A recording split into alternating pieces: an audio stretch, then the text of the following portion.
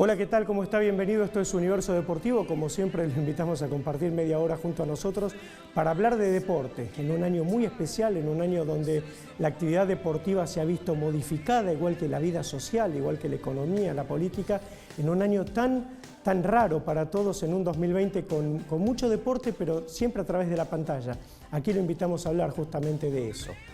Es un año donde el rugby empieza a vivirse ahora, cuando llega ya el final del calendario, porque se va a jugar el Rugby Championship, porque los Pumas tienen la posibilidad de medirse con los mejores del mundo, con Australia, con Sudáfrica, con Nueva Zelanda. Han hecho una preparación importante en Uruguay, han hecho también una preparación, la están haciendo en Australia, y ahora tienen que jugar este torneo, que siempre se ha jugado con el sistema de localías de ida y vuelta, ahora hay que jugarlo todo concentrado en un país, como un pequeño mundial. Ojalá le vaya bien a los Pumas, ojalá que hayan podido hacer la preparación más adecuada, con todas las dificultades que tuvieron, pero que tengan la chance, por supuesto, de competir frente a las grandes potencias del mundo. Es un pequeño mundial de rugby que vamos a vivir en las próximas fechas, pero que por supuesto también tienen aquí en Universo Deportivo un espacio hoy con el invitado del día. Las siguientes instituciones auspician este programa: ADE, Asociación Dirigentes de Empresa; Fundación de Altos Estudios en Ciencias Comerciales; UCES, la excelencia, un compromiso; Produces, Centro de Producción Integral Multimedia, Radio y Televisión. Para sus cursos de extensión universitaria, informes e inscripción, comunicarse al teléfono 4815-3290, interno 558. Vamos a charlar con Fabián Galdi aquí en Universo Deportivo. Es un colega que tiene una trayectoria impresionante y sobre todo un mérito muy grande porque fue convocado para reorganizar el diario Los Andes de Mendoza, la parte deportiva, y pensaba que iba a estar unos meses y estuvo 18 años. Gracias, Fabián, por haber venido. Creo que es uno de los grandes méritos ser convocado a un periódico del interior, reorganizarlo y darle, si se quiere, tu mirada, ¿no? tu matiz, tus características, ¿no? Tu perfil periodístico. Y me parece que es una experiencia que vale la pena que la compartas con los oyentes. Y así fue, Hernán. Primero te agradezco la invitación, es un placer. Y 18 años en Mendoza, sí. Inclusive sigo viviendo en Mendoza. Encontré una comunidad en la cual me pude insertar favorablemente. Y sí, en ese momento Los Andes estaba en un periodo de transición. Entonces, aparte de mi carrera periodística, tengo una ligada a las ciencias de la educación, que es una carrera que cursé en la UBA, en Filosofía y Letras. Entonces se unieron los dos puntos y tuve la posibilidad de formar un equipo de trabajo, que era parte de mi labor, con una generación muy jovencita, de entre 19 y 24 años, que se tenía que acoplar a quienes ya tenían más trayectoria y experiencia. Así que ese producto decantó en el suplemento llamado Más Deportes, que sigue vigente y que ya empezó el 4 de noviembre del 2000. Así que imagínate cuánto tiempo, y qué linda experiencia, ¿no? Que nos da nuestra profesión. A veces hablábamos en el café, ¿no? Uno con las urgencias de Buenos Aires y el ritmo y la velocidad se pierde un poco y no piensa, ¿no? Pierde ese momento de parar la pelota y pensar, y que por ahí en otras ciudades de la Argentina lo tenés, disponés de ese tiempo como para mirar, como para pensar, analizar y volcar en el trabajo justamente lo que pensaste y analizaste, ¿no? Y creo que me retrotrae a los inicios en la profesión. Yo empecé en 1983, en el diario Tiempo Argentino. Y con un grupo, que eran muy jovencitos todos, varios de ellos han hecho una formidable carrera profesional, caso Miguelito Simón, Dani Arcucci, Marcelo Guerrero, Eduardo Castiglione, me puedo olvidar algunos, Osvaldito Príncipe y el Chavo Fuchs también. Claro. Un diario que nació con la democracia. Exacto. ¿No? Y teníamos como un referente que era una de las plumas más geniales que dio el periodismo especializado en deporte en la Argentina, que era Osvaldo Arrizone. Claro. Entonces, ¿cómo no quedar influido por esa maravilla donde se unía el arte con el deporte, específicamente el fútbol, y podía en esa combinación generar un lenguaje nuevo? Entonces, de alguna manera, todos nosotros estuvimos influidos por la pluma de don Osvaldo. Y era muy común en esos años, por lo menos en los diarios de Buenos Aires, lo que se dan llamar en muchos ámbitos profesionales y académicos, las vacas sagradas, ¿sí? Eran como personas de mucha trayectoria, una gran formación cultural, parecían hasta hombres del Renacimiento, conocían un poco de todo y bien, eran especialistas. Claro. Y estaban en las redacciones. Sí. Entonces, no solo don Osvaldo Ardizone, Estanislao Villanueva, Villita, que han sido fundamentales para la formación de esa camada. Y no solamente en deportes, en cualquier ámbito, en policiales, economía, lo que era cultura y espectáculo, sociedad, etc. Y creo que es una de las cosas que cuando las traigo al hoy de los medios de comunicación en la Argentina, más me extraño. Y digo, qué afortunado fui que en ese momento teníamos la posibilidad de interactuar y de charlar, si se quiere, a cada minuto con personas tan formadas. Sí. Se perdió un poco por los cambios tecnológicos y además no ese espíritu de redacción. Me parece que en los diarios y las revistas que tenían una redacción muy viva, muy nutrida, quizás los grandes diarios la sigan teniendo, pero me parece que los cambios tecnológicos también llevaron a otro tipo de medios, ¿o no? Otro tipo de comunicación. Es cierto, Hernán. Tuve también esa posibilidad porque a partir de 2010 me incorporo al área digital del diario en los Andes. Y también, ¿qué pasa? Yo tengo 35 años en el oficio, pero fue como un volver a empezar. Y me sentí muy dichoso de que esa experiencia de formación, de aprendizaje profesional, me pudiera tocar, porque uno jamás debe creerse que ha tocado el techo de sus posibilidades, sino que por el contrario, permanentemente se recicla y debe reinventarse a sí mismo como periodista. Claro. Y yo creo que pones justamente el dedo en la tecla exacta, porque uno la tecnología tiene que saber utilizarla. Muchas veces se critica que no hay tiempo o espacio o momentos para la reflexión y demás, pero la nueva tecnología también te ayuda a volcar, a utilizarla como un vínculo, como un vehículo para transmitir los grandes conocimientos o algún pensamiento o alguna crítica que uno quiera hacer, ¿no? Me parece que uno tiene que saber utilizarla para que sea un buen vehículo y no despreciarla. Exacto, porque yo me siento un privilegiado en la profesión, pude cubrir 6 mundiales de fútbol y uno que vino medio de rebote, Mundial de Balonmano en Qatar 2015.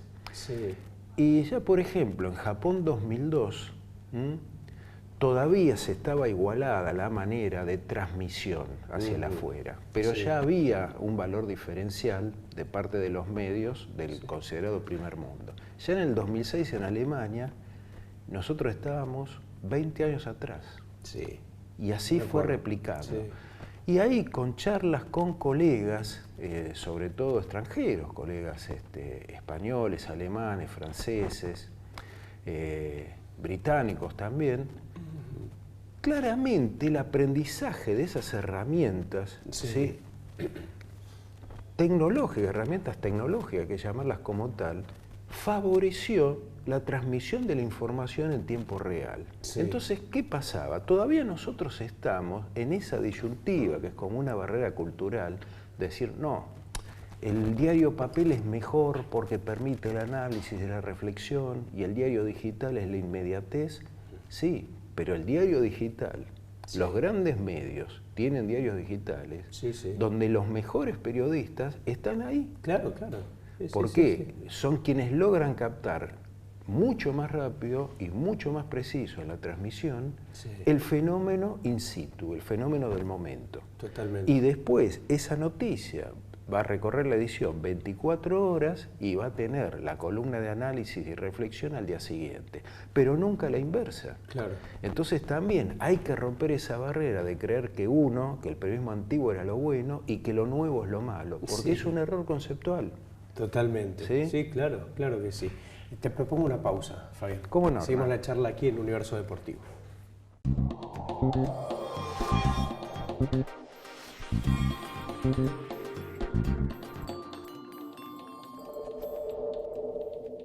UCES Posgrados, la excelencia un compromiso. Diplomatura en Gestión y Administración de Entidades Deportivas. uces.edu.ar/posgrados. Centro de Informes, Paraguay 1239, segundo piso, Ciudad de Buenos Aires. teléfono 4814-9200, posgrados@uces.edu.ar.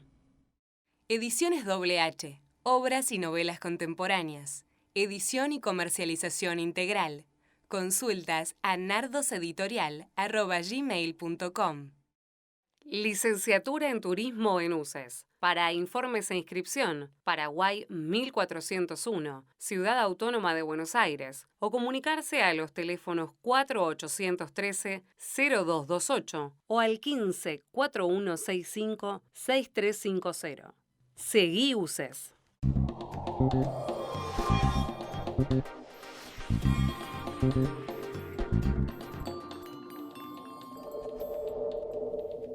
Seguimos la charla con Fabián Galdi. Pensaba en esto que me dijiste un poco al pasar, pero que es un detalle muy importante, por lo menos para excavar y para profundizar, que tenés 6 mundiales de fútbol sobre el lomo y que eso en definitiva te da una experiencia muy importante porque, viste, además de los cambios tecnológicos, los cambios en la forma de comunicar, viste, Fabián, también los cambios en las estrategias, en las tácticas de juego, en el fútbol, ¿no? En esencia, cómo se jugaba hace 30 años, si se quiere, 25 años, y cómo se juega ahora. Y me parece que eso también es un punto que vale la pena profundizar. Estamos viendo otro fútbol, con referencia al que viste, por ejemplo, en el Mundial del 86, con los cambios que introdujo Bilardo tácticamente, ¿no? La línea de 3, en realidad 2 stoppers y un líbero, 5 volantes, 2 delanteros. Todo eso mutó a lo que es esta Francia campeón del mundo. Para vos, ¿cuáles fueron justamente los cambios, las modificaciones? ¿Qué fútbol se veía? ¿Qué fútbol vemos? Yo lo dividiría en 2 partes. Vos recién citabas el 86, que es un mundial clave. Sí. Es un mundial clave por varios factores. Uno, porque desde la Argentina, ¿sí?, el sistema táctico de Bilardo parecía revolucionario. En realidad hoy parece casi una pieza de museo. Sí. Entonces, Bilardo fue un adelantado a su tiempo, pero previamente Menotti, cuando se jugaba 4-3-3, él podía saber elegir el mejor volante derecho de 5 o 6. O sea, en esa época va Ardiles, pudo haber sido Brindisi, JJ López, el Chino Berito, etc. Exacto. El mejor número 5 y así sucesivamente. Claro. Entonces, recuerdo una vez, la única posibilidad que tuve de hacerle una nota individualmente a Mario Kempes, que estaba en la Argentina. Esta fue una nota en el 2009. Y en un momento le digo, Mario, ¿de qué jugabas vos en el Mundial 78? Porque fue tan extraordinario. Sí, claro. Pero nunca sabíamos. Y es un debate, Exacto. Entonces, Mario Kempes contó algo que a mí me dejó, por lo menos, la posibilidad de interpretar cómo un entrenador lo es en el sentido pleno del término. Entonces comentaba que en una práctica de la selección se le acerca el flaco Menotti y le dice, Mario, apártese, quiero hablar con usted mientras la práctica sigue. Y le digo, ¿y qué te dijo Menotti? Y me dice, Mario, yo a usted lo estoy viendo muy angustiado, lo noto mal. ¿Sabe por qué? Porque no está en contacto con la pelota. Entonces, a partir de ahora, busque su posición en el campo. Si quiere, vaya a posición de defensor o de mediocampista central, tome la pelota y ahí empiece a buscar su posición natural. Entonces, claro, nosotros vimos en Rosario, donde explota Kempes, un Kempes que aparecía hasta en el área propia. Claro. Y después termina siendo un jugador fenomenal, hasta goleador del Mundial. ¿Y qué significado tiene y por qué hablábamos del 86? Nosotros hemos tenido 2 entrenadores de lujo, como Menotti y Bilardo. Antagónicos, más que nada por quienes lo seguían, no entre sí. Claro. Pero han marcado una bisagra, un antes y un después. Hoy día, respondiendo quizás al parámetro de la pregunta, el sistema táctico en Europa es la madre de todas las cosas. Como la filosofía en las ciencias sociales, hay una filosofía que tiene que ver en lo táctico para, a partir de ese sistema, buscar los mejores intérpretes. Y esto se vio claramente marcado en Rusia. A mí me asombraba, tuve la suerte de ver a Francia, pero también a Croacia y a Bélgica. Y los 3 equipos, que no en vano fueron los que subieron al podio, primero, segundo y tercero, tenían en el mediocampo su eje patrón, el origen de todas las cosas. ¿Y qué pasa? Rápidos, ¿no? No solo rápidos, sino que también mediocampos con futbolistas aptos para tomar determinadas funciones de acuerdo a la evolución del juego. Podía haber 2 mediocampistas centrales en un momento, o uno que se ponía cerca de los defensores y el otro salía de la mitad de la cancha, 2 que cubrían los laterales, pero continuamente estaban en rotación y transformaban las acciones de juego en triangulaciones cortas y largas. ¿Qué significaba? Una proyección de un lateral derecho o de izquierda encontraba en un mediocampista un receptor y a su vez, como mejoran en la técnica del pase, la recepción a un delantero, entonces van construyendo triángulos dentro del campo de juego, desde lo táctico, que les permiten avanzar en grupo. Sí, y estás diciendo algo, Fabián, que de alguna manera hay que tomar conciencia rápido, porque ha roto con lo que fue la historia del fútbol en 100 años, si se quiere, más o menos, a inicios del siglo pasado, el primer mundial, hasta llegar al fin de siglo, que decía que Europa tenía un fútbol mecanizado, como lo sigue teniendo, si se quiere, o tienen sistemas pensados para jugar, y Sudamérica se destacaba por el arte, por la técnica individual, por la jerarquía justamente de cada uno de sus futbolistas, sean Di Stéfano, más allá de su carrera en Europa, o Pelé, o Maradona, etcétera, y los grandes jugadores de Perú, de Uruguay, de Brasil, de Chile, de Argentina. Pero ahora esa técnica, vos dijiste, ya el jugador europeo la tiene. Entonces, con el sistema táctico te pasa, te supera. Jugadores que tienen un sistema de juego muy aprehendido y con muy buena técnica van a superar, porque además pareciera que los sudamericanos hasta perdimos técnica. Ya no solamente juego en equipo, sino que también en la técnica pareciera que hemos bajado, o por lo menos no marcan diferencias como marcaron en los 60, en los 50 o en los 70 o hasta entrados los 80, ¿no? Con Maradona como bandera. Sí, absolutamente de acuerdo, Hernán. Tengo un colega muy amigo que me contó en confianza. ¿Te acordás del jugador Guido Carrillo, de Estudiantes de La Plata? Claro, jugador muy técnico, delantero. Bueno, Carrillo está en el Mónaco y estaba haciendo goles, buen trato con la prensa, y en un momento se encuentra con mi colega que está en Europa, charlan en un off, y Carrillo le dice, y me parece que voy a tener que empezar a buscarme club. Pero ¿cómo? Si estás en un buen nivel, etcétera. Dice, sí, pero promovieron chicos de inferiores y vino uno, ¿sí?, que nos pintó la cara. Y yo no tengo equivalencia, etc. ¿Y qué edad tiene ese chico? 15 años. ¿Y cómo un chico de 15 años? ¿Cómo se llama? Mbappé. Entonces, ¿qué pasa? En este ejemplo, en esta anécdota, yo lo vi jugar a Mbappé, pero también lo vi en zona mixta, que es la salida de los vestuarios. Claro. Y cuando uno se enfrenta a esos que ya los ve como atletas, más lo que hablábamos antes, cómo han crecido en lo táctico, en lo técnico además, se encuentra con futbolistas que no dejan de sorprender. Vamos al caso de Inglaterra.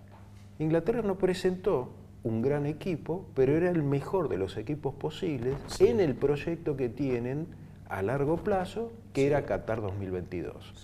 Sub-17, Mundial Sub-17, Mundial Sub-20, bueno. Campeones en los dos mundiales. El técnico inglés tiene la totalidad del plantel inglés jugando en la Premier League. Entonces puede trabajar con chicos, sobre todo los hijos de la inmigración, desde que tenían 17 años y ahora tienen 20, 22, 23, al formar una base a la cual le agrega 2 o 3 de más experiencia, pero Inglaterra le soportó un asedio en un momento contra Colombia, partido que se define por penales, y después termina dentro de los 4 primeros. Hizo un gran mundial, hizo un buen mundial. Entonces estaban muy conformes los periodistas británicos y fíjate lo que se da, Francia, Croacia, Bélgica, 3 grandes mediocampos, Inglaterra, son 4 modelos del fútbol que se viene. ¿Qué le pasó a Alemania? Hasta donde se pudo averiguar, hubo como una crisis en el equipo campeón del mundo que buscó frenar el ascenso pujante de la generación que viene, que es la que había ganado Copa de las Confederaciones. Exactamente. Entonces, le faltó renovación. Sí. Pero aún así, discúlpame Fabián, no tuvo suerte. Si vos repasás, México le ganó bien. Sí. Pero Alemania en el segundo tiempo le generó 8. El arquero Ocampo fue la figura de... termina siendo la figura de México. Alemania en el segundo tiempo le generó 8 situaciones claras, o 9 o 10. Lo dominó, lo peloteó y no lo pudo acertar. Después con Suecia sí tuvieron más dificultades, ¿no? Y terminan perdiendo el último partido cuando ya además estaban jugados por la victoria. Me parece que además no ligó y tiene sí un problema, el que vos marcás, que es un problema interno, ¿no? Y que el técnico se dio cuenta, que tendría que haber hecho la renovación que no hice. Creo que Lowe dijo una frase así, después de la Copa. Bueno, hablábamos recién de los procesos. Yo me acuerdo en el 2010, Italia, campeón vigente del 2006, queda eliminado en la fase de grupos contra Eslovaquia. Me tocó cubrir el partido. Cuando pensábamos que la prensa italiana iba a atacar con furia a los propios jugadores y al entrenador, en la conferencia de prensa post partido aparece Marcello Lippi, el entrenador, y Gattuso, Gennaro Gattuso, un símbolo de fútbol. Y Gattuso pide la palabra, se acerca al micrófono y directamente dicen, acá hay que refundar el fútbol italiano. Dice, no nos hagan a nosotros culpables de esta situación porque no hay recambio y por el problema que hubo los últimos 15 años, indiscriminada llegada de foráneos, mataron las divisiones juveniles, entonces no hay recambio. Y un día le preguntan a Tavares, ¿por qué el éxito de la selección uruguaya y de los jugadores que vienen? Y Tavares directamente dice, imitamos el modelo Pekerman. Y como dijo el maestro Tavares, fue imitado porque causó sensación. En Sudamérica se observaban, ¿no? Sus logros fueron 6, 7 años de éxito constante, ¿no? Y de grandes equipos, de grandes jugadores y de grandes valores en el fútbol, porque era un equipo que yo lo valoraba no porque saliera campeón del mundo o campeón sudamericano, sino porque siempre ganaba el premio Fair Play. Es decir, demostraba que se podía ganar sin hacer ningún tipo de trampa. Exacto. Y me parece que eso era muy valioso, Fabián. Creo que me tocó cubrir también el Sudamericano 97 en Chile. No vi cosa igual, quizás desde el Mundial Juvenil del 79 en Tokio, el de Diego y Ramón Díaz. Para que tengas idea en el recuerdo, en ese equipo estaba Leo Franco, Cerrizuela, Loesgor, Walter Samuel, Placente, estaba Cambiaso, estaba Sisto Peralta, estaba Romeo, sobre todo Riquelme y Aymar, ¿sí? Un equipazo. Y ese equipo ganó todos los partidos brillantemente, inclusive ganándole 3-0 a Chile, que era el local, 2-0 a Brasil, donde Riquelme la rompió, ¿sí? Y después le hace 5 goles a Paraguay en el último partido. Ese equipo después se apretó el piloto automático y sale campeón en Malasia poco tiempo después. Sí, claro. ¿Sí? Ganándole la final a Uruguay. Sí. Entonces después lo que sucede es que ese mismo sistema va a decantar en Argentina 2001, el Mundial Juvenil, el de D'Alessandro, Saviola, Pipi Romagnoli, etc. Poncio, Maxi Rodríguez. Exacto. Y tiene su punto de quiebre 2005, campeones mundiales en Holanda con Messi, y 2007 con el Kun Agüero. Claro. En lo mejor de lo mejor, todo el grupo Pekerman queda afuera. Y lo seguimos pagando. Afortunadamente se da un proceso casi silencioso y empieza a volver a juveniles desde fines del 2017. Con la sub-15 con Diego Placente, Pablo Aymar, Lionel Scaloni. Claro. Está la pregunta del millón, ¿qué pasa con Pekerman? Me da toda la impresión que él no aceptaría ser entrenador, pero esta es una apreciación personal. Pero sí un manager general o una persona de consulta. Y creo que si Argentina apunta a reflotar ese proceso, ahí tiene la puerta abierta. De lo contrario, la cerró a sí mismo y con candado. Eso es lo inentendible. Gracias, Fabián, un placer. Igualmente, Hernán, gracias por la invitación. Fabián Galdi en Universo Deportivo, que cierra de esta manera. Las siguientes instituciones auspician este programa: ADE, Asociación Dirigentes de Empresa; Fundación de Altos Estudios en Ciencias Comerciales; UCES, la excelencia, un compromiso; Produces, Centro de Producción Integral Multimedia, Radio y Televisión. Para sus cursos de extensión universitaria, informes e inscripción, comunicarse al teléfono 4815-3290, interno 558.